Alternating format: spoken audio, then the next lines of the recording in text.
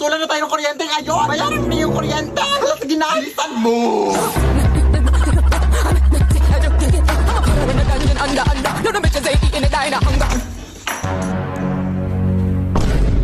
Ay, Diyos ko, ang haba naman ng pila dito. Hoy! Bawal! Nakikain lang ako sa labas, ha? Ikaw lang mag-isa. Baka kasama mo jowa mo. Tapos mabubuntis ka. Ano na yung pag-aaral mo? Hindi pa ka nakalabas. Tapos na agad yung storya ng buhay ko. Ako lang mag-isa na yun. Wala naman akong jowa. Sinungaling.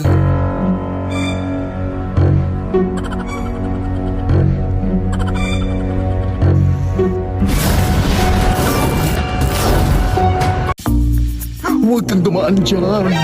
Madami mga multo dyan. Baka mapaano ka, ha? Ay, ito lang yung daan papunta sa amin, ate. Ay, bahala ka. Uy, ang tigas ng ingron mo. Bahala ka. Hindi naman ata totoo yan.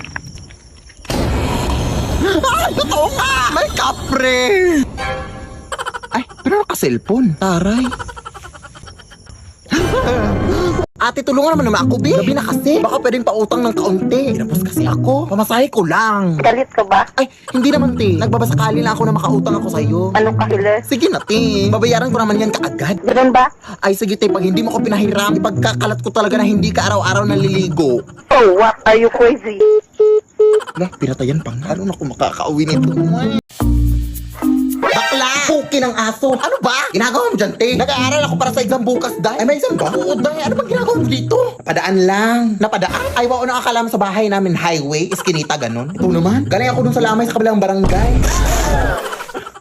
Ah, talagang dito ka pa nagpagpag sa bahay ko. Ano ba yung iniinom mo, te? Tubig o kanal? Ang baho. Lo. Hi, Lola! Oy, sino ka? Wala pa akong pambayad sa utang ko.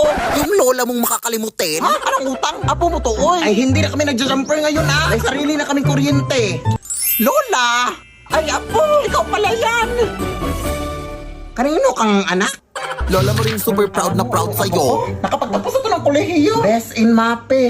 Kain na! Anak, alam mo bang may espiritong babae na daw na naglilibot dito sa ting barangay? Ha? Ang pangalan niya ay Banshee. Siya ay kilala sa kanyang malakas na iyak. At kapag narinig mo daw ang kanyang iyak, pinabalaan ka daw niya na may mamamatay sa iyong pamilya. Pwede mo ka naman magkwento ng mga kanyan? Ay, sarap pa talaga ng pagkain. O ayan, kaya rin na magkwento. Pero baka gawa-gawa lang yan ng mga tao dito. Wala naman siguro makakahula ng kamatayan ng isang tao. Ay, pakiclose pala ng gate na nakalimutan kong isara. Ang hirap din kasi ng exam ni Ma'am Lilia kanina. Kaya nga. Pero narinig mo na ba yung chismis day na aswang daw yung si Ma'am Lilia? Uy, grabe na yung chismis na yan. Naalala mo dati, nangangamoy bulok yung classroom natin, di ba? Yun pala, ilaw na puso ng baboy yung ulam ni Ma'am Lola. Seryoso? Paano mo nalaman? Siyempre, nakikain ako. Di joke lang. Nakita ko sa table ni Ma'am. Tapos kilala mo sa Angel, di ba? Ay, yung nawawala. Sabi nila,